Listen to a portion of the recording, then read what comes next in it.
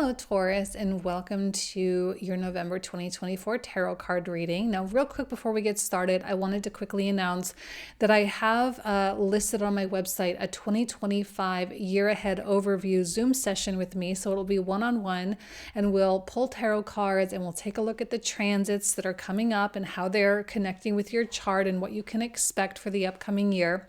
2025 is going to be here before we know it. So if you want to get it on the books, you're more than welcome to do so. And the link on how to do that is in the description box and the pinned comment thread down below. Okay.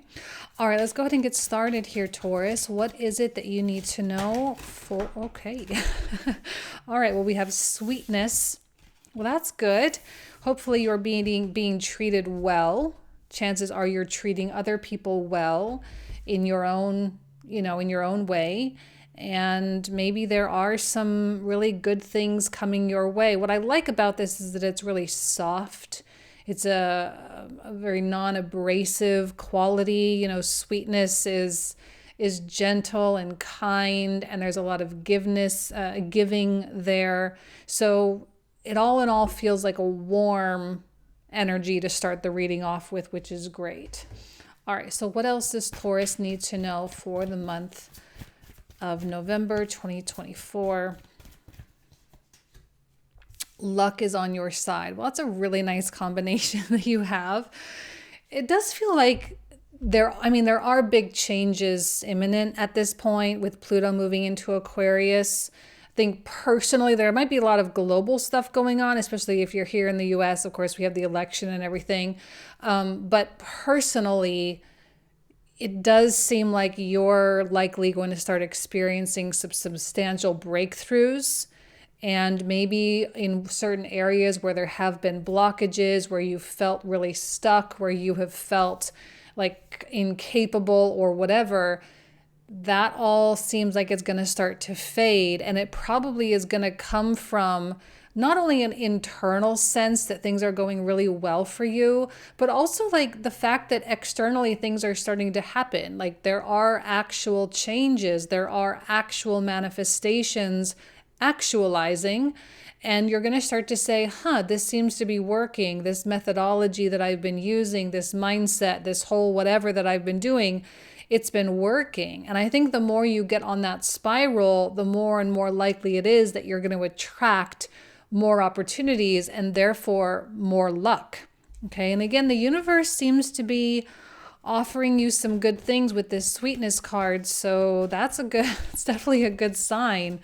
Kind of feels like a gentle November. Now we'll see what else the rest of the cards have to say. I mean, there are some other things astrologically going on, but for now, looks pretty good. So we got the Two of Wands, we got the Eight of Cups, and we have the Six of Wands. Well, the Two of Wands, to me, it feels really business-like this month. Like people are really standing on business right now.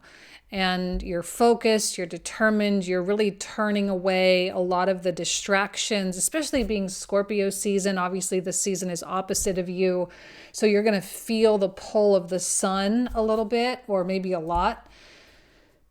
And it's really forcing you to say, what is in the way, right? What is it that needs to clear out so that you can have a straight path?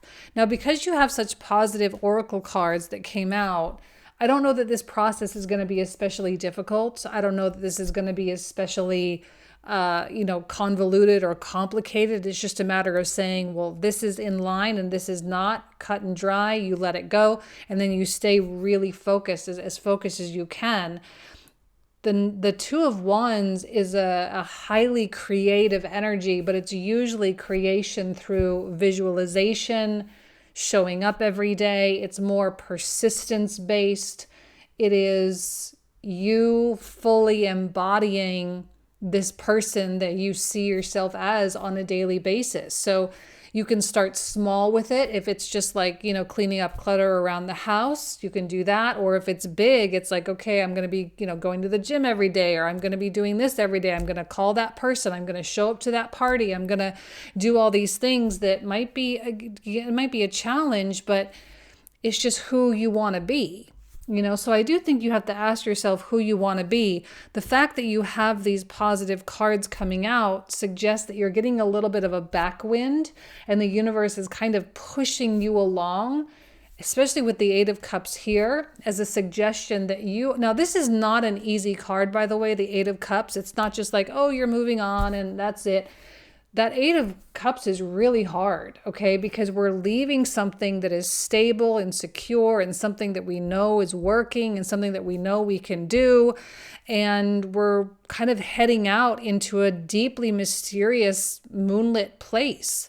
There's not a lot of certainty. There's not a lot of security where you're going. And so it requires so much faith in yourself. Now, faith is a theme that I've been getting for most of the zodiac signs this month. So it's kind of coming out here with the Eight of Cups. But I think your leap of faith, as we see in the Eight of Cups, is clearly going to end up victorious for you. It's like the minute you start doing something different, you're going to start to realize, oh, that was actually a lot easier than I thought. Look how well that actually turned out. In a way, I almost feel like Taurus is going to be surprising themselves.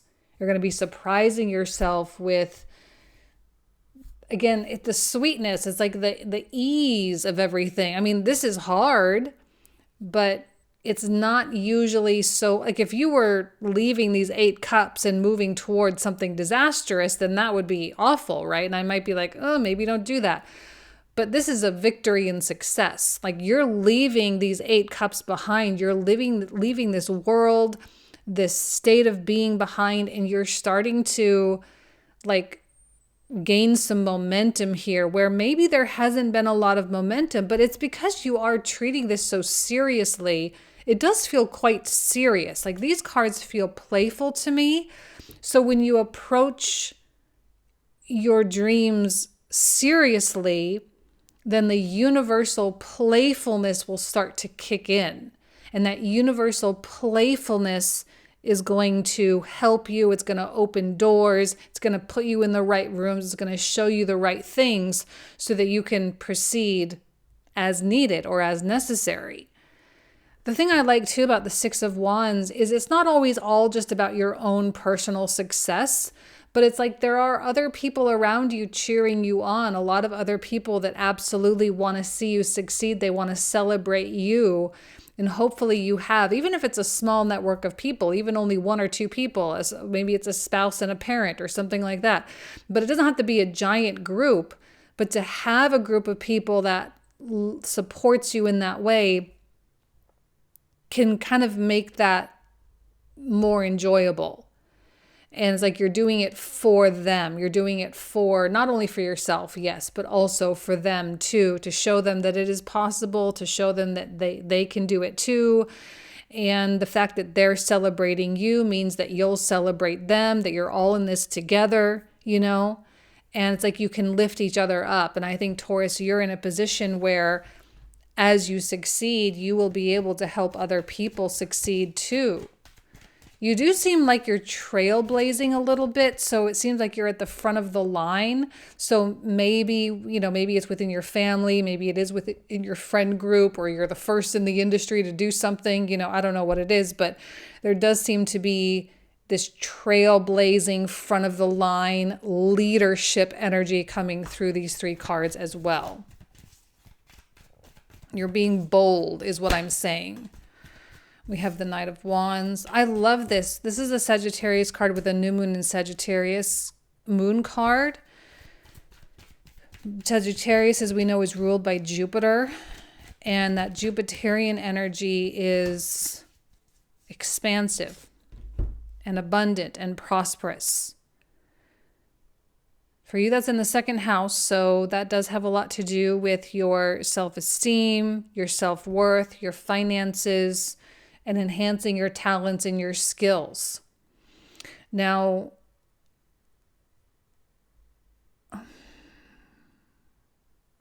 okay, I'm seeing two different things, so let me just kind of go through this. On one hand, this is you.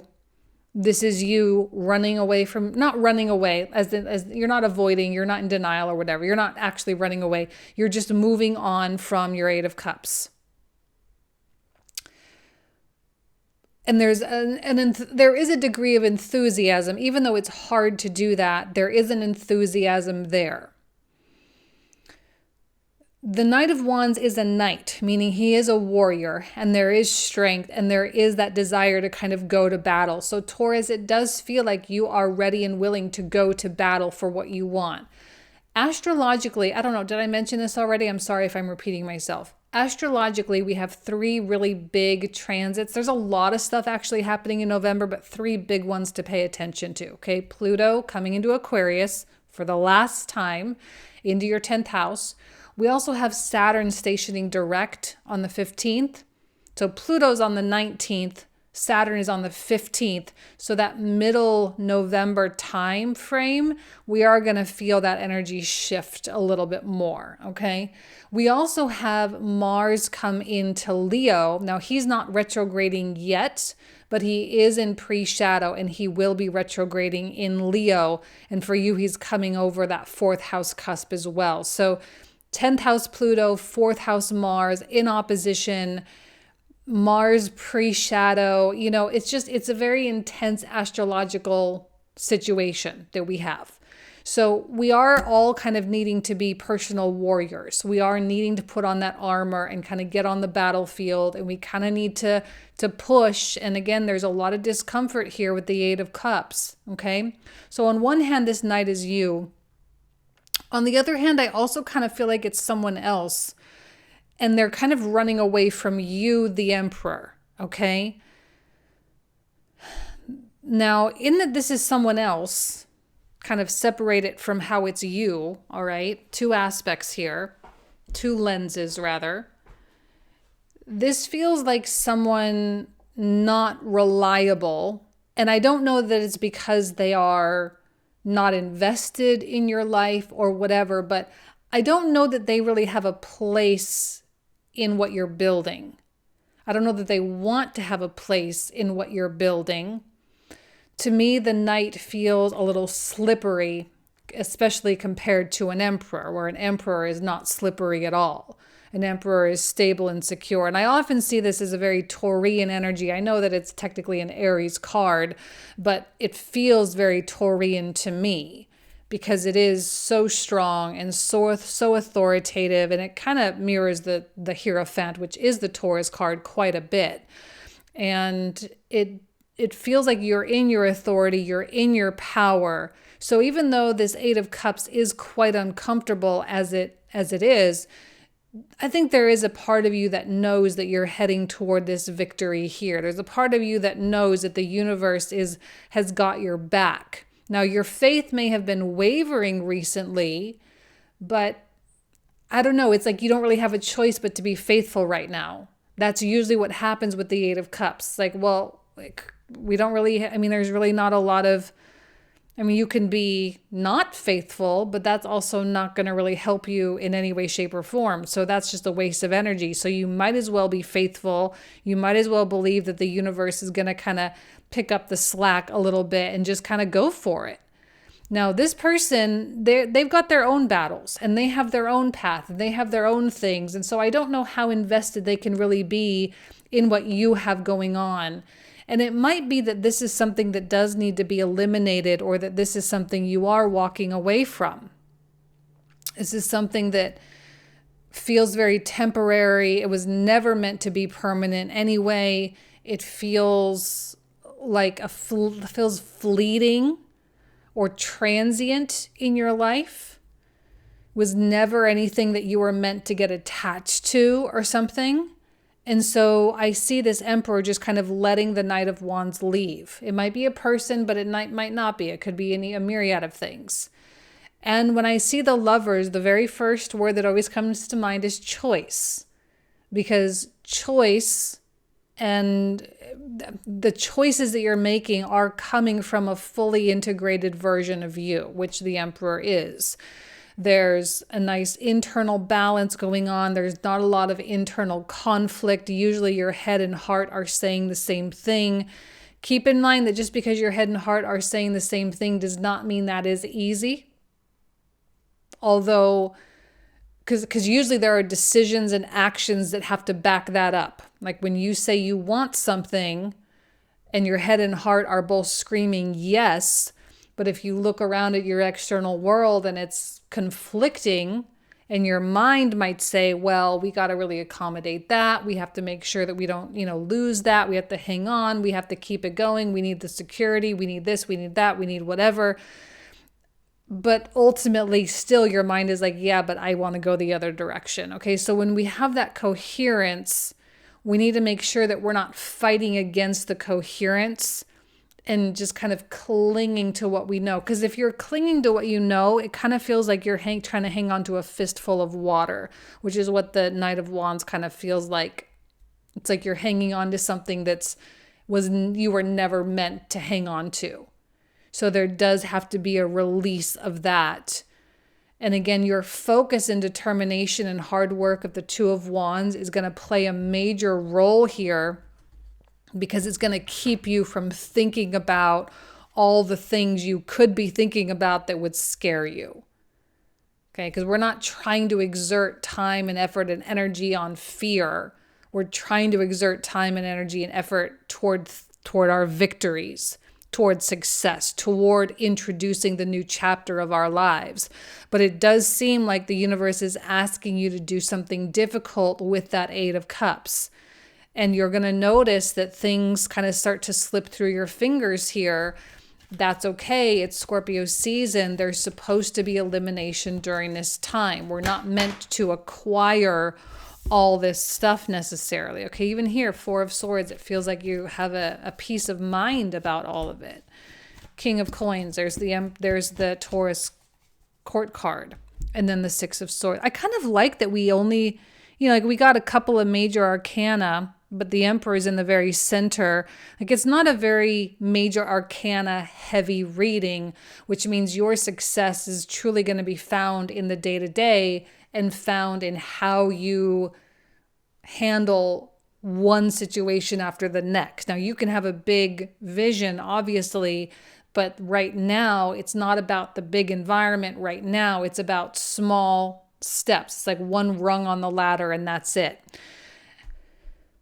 Whatever this Knight of Wands is, whether it's a person or an opportunity or a living situation, because I don't necessarily know that it feels like a person for everybody. It feels like something that was never really meant to stay.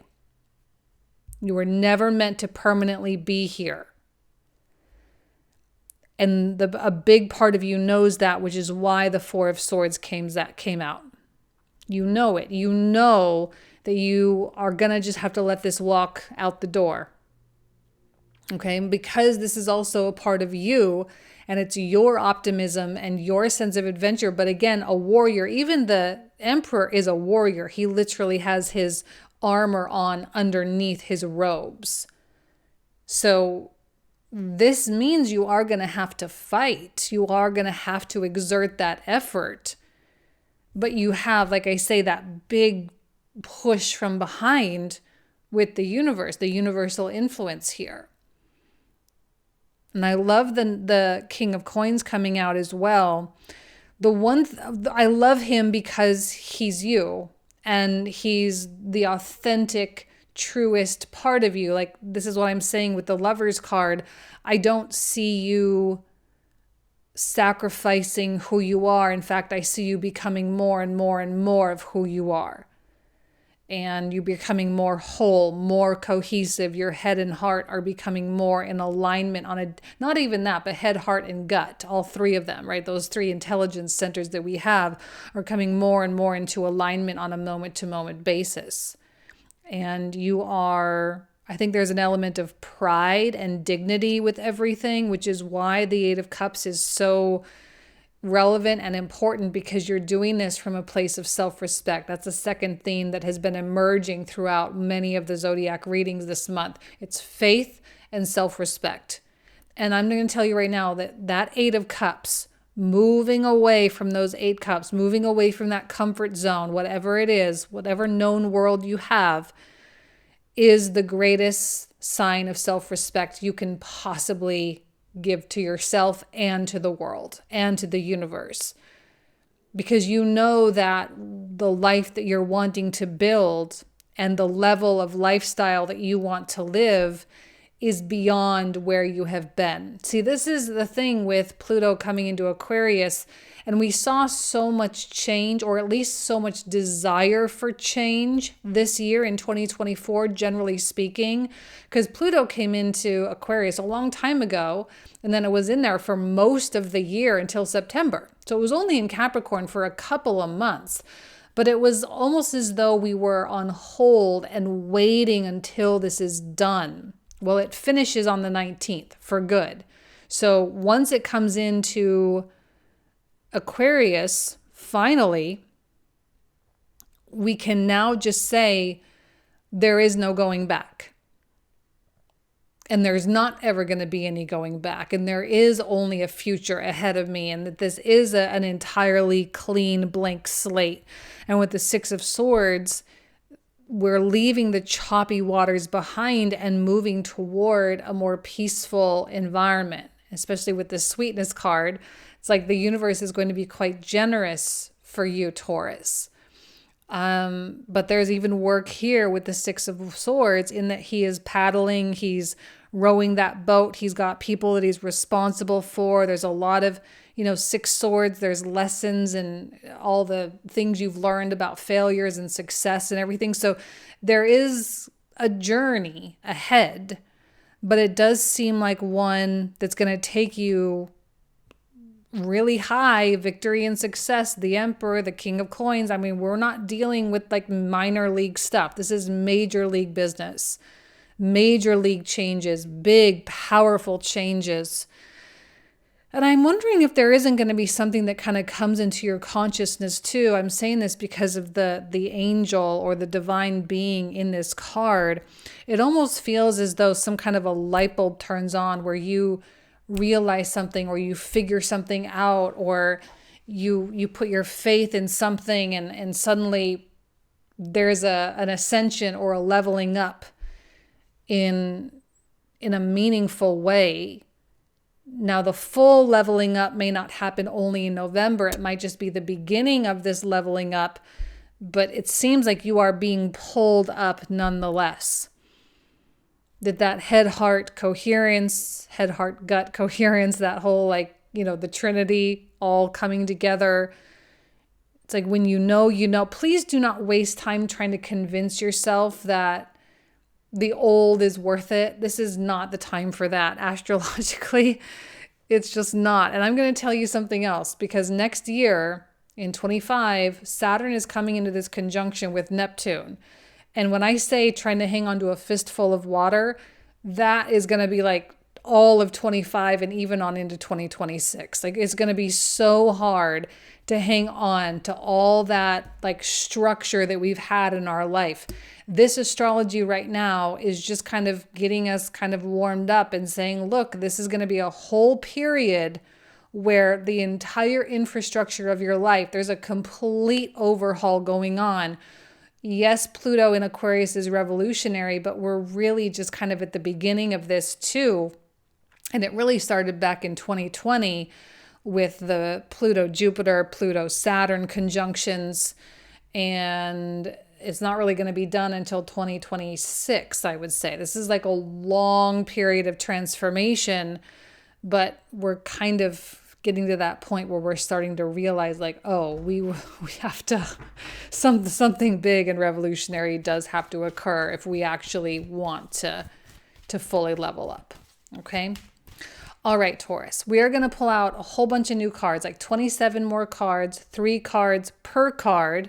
And we're going to talk about these in the comprehensive reading for another 25 to 30 minutes. So it's like a full second reading. So if you want to join me for that, you're more than welcome to do that.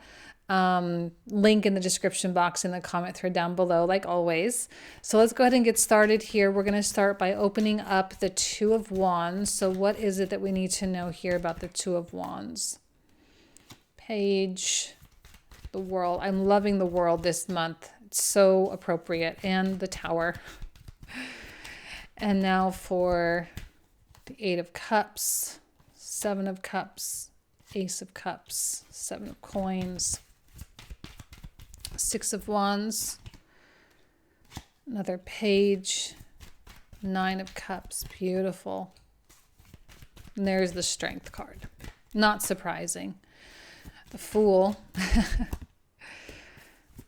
Your own fool. You're a fool in your own way, but other people are also fools, so you got to watch out.